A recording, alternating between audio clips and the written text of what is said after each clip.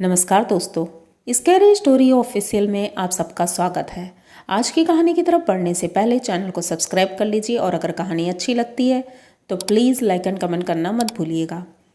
आज की कहानी मालती की है। मालती अपने हस्बैंड और एक बेटी के साथ शहर में रहती है और उनकी स्थिति इतनी ख़राब है कि उनके पति एक लेबर हैं जो बिल्डिंग वगैरह बनती है तो उसमें काम करते हैं।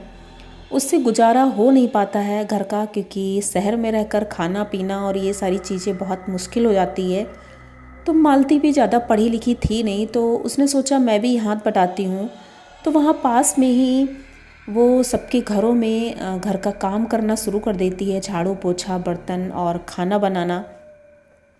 ये लोगों के घरों में यही काम करती थी और उसी से इसका घर चल जाता था। सब कुछ ठीक चल रहा था और मालती का स्वभाव बहुत अच्छा था। जिसके घर भी काम करती थी वो लोग बहुत खुश होते थे।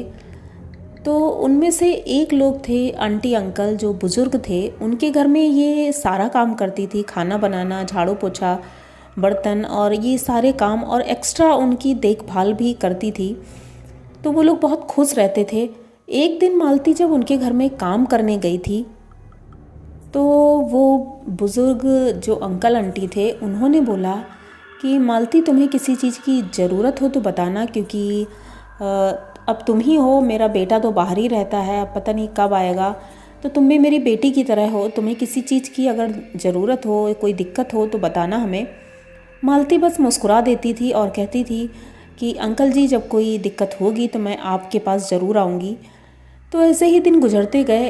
एक दिन वो बोलती है कि अंकल जी मुझे गांव जाना है और गांव में थोड़ा काम है, तो 8 दिन की छुट्टी चाहिए मुझे। पहले तो अंकल जी सोचते हैं कि 8 दिन कैसे होगा काम, लेकिन फिर जब मालती बोलती है कि मुझे थोड़ा ज़रूरी काम है, नहीं तो मैं जाती ही नहीं, तो वो छुट्टी दे देते हैं और पैसे भी कुछ देते हैं। तो मालती मुस्कुराती हुई वहाँ से चली जाती है। अब 8 दिन हो जाते हैं। 8 दिन बाद मालती आती है घर और काम में लग जाती है। तो वो अंकल जी बोलते हैं कि बेटा तुम गांव गई थी, सब ठीक है, कोई प्रॉब्लम तो नहीं है? तो वो कुछ बोलती नहीं है।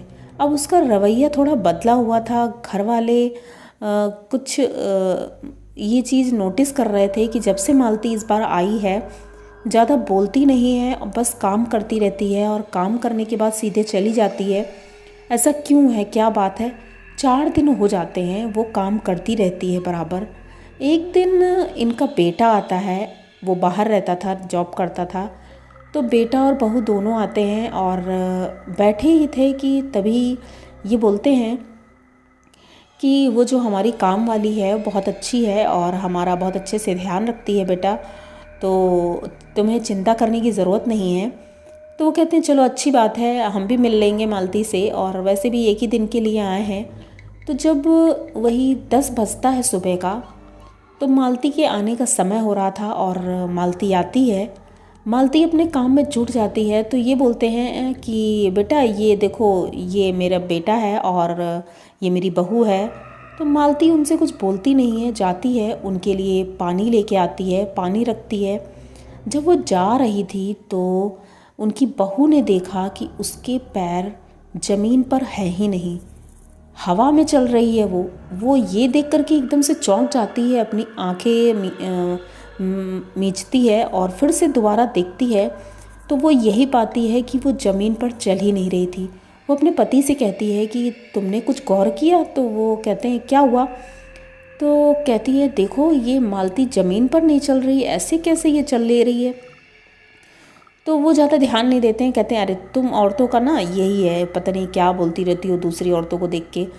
तो ये किचन तक जाती है उसके पीछे पीछे, और जब किचन में देखती है वो खाना बना रही है, सब्जी चला रही थी लेकिन हाथ से, पूड़ियाँ हाथ से निकाल रही थी, करछुल से निकालने की ज़रूरत ही नहीं थी उसे, तेल से वो जल नहीं रही थी। ये देख कर के उनकी बहू बहुत डर जाती है।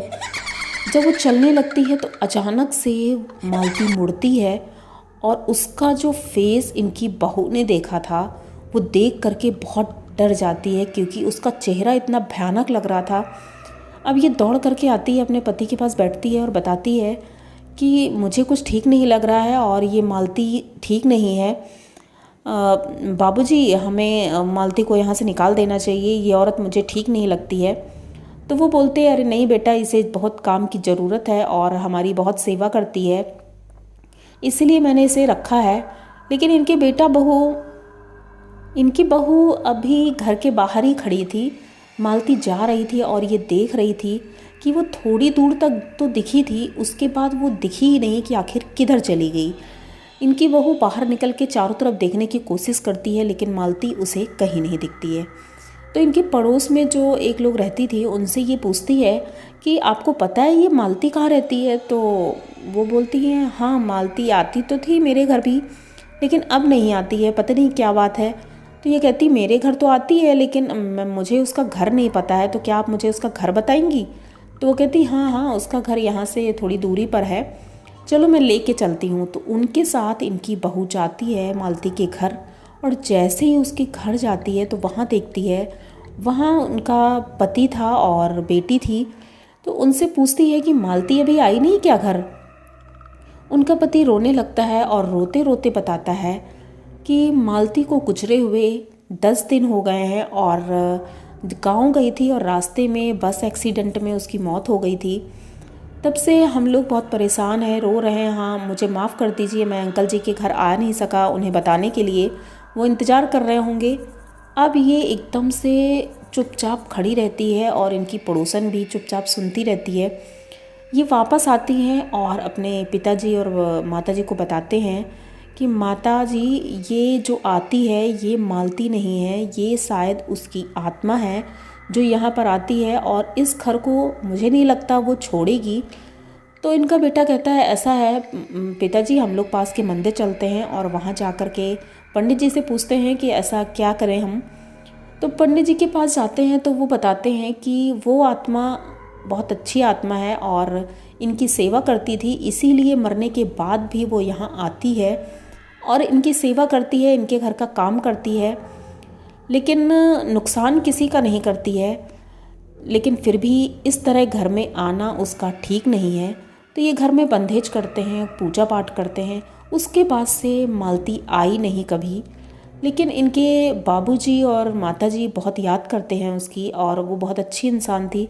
तो आप लोगों को ये कहानी कैसी लगी? अगर अच्छी लगी हो तो प्लीज़ चैनल को सब्सक्राइब करिए, लाइक कमेंट करिए, शेयर करिए। इसी तरह की नई और अनोखी कहानियाँ मैं लेके आती रहती हूँ। तो मिलते हैं फिर किसी नई कहानी के साथ, तब तक डरते रहिए।